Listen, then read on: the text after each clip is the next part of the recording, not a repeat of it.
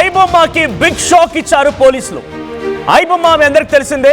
దీని ద్వారా ఐబొమ్మ చాలా పెద్ద ఎత్తున ఓటీటీలోకి వచ్చిన సినిమాలని పైరసీ చేసి తమ వెబ్సైట్ ద్వారా ఆ సినిమాలకి రావాల్సినటువంటి ఆ వ్యూస్ని లేకపోతే మనీ మొత్తాన్ని కొల్లగొడుతుందని చెప్పి గతంలో సినిమా ఇండస్ట్రీ మొత్తం కూడా ఐబొమ్మపై ఫిర్యాదు అందించింది. అయితే ఇప్పుడు ఐబొమ్మ నిర్వాహకుడు ఇమ్మడి రవిని అరెస్ట్ చేశారు పోలీసులు. కుక్కట్పల్లిలో అదుపులోకి తీసుకున్నారు. సో ప్రస్తుతానికి సిసిఎస్ కి తరలించారు ఆయన్ని. అయితే అసలు ఐబొమ్మ ఎక్కడి నుంచి నిర్వహిస్తారో తెలుసా మీకు? ఐబొమ్మని ఏకంగా కరేబియన్ దీవుల్లో ఉంటూ ఐబొమ్మని నిర్వహిస్తున్నట్టుగా తెలుస్తోంది. సో ఫ్రాన్స్ నుంచి రవి ఈ మధ్య కాలంలోనే హైదరాబాద్కు వచ్చాడు. కుక్కట్పల్లిలో ఉన్న సమయంలో రవిని అరెస్ట్ చేశారు పోలీసులు.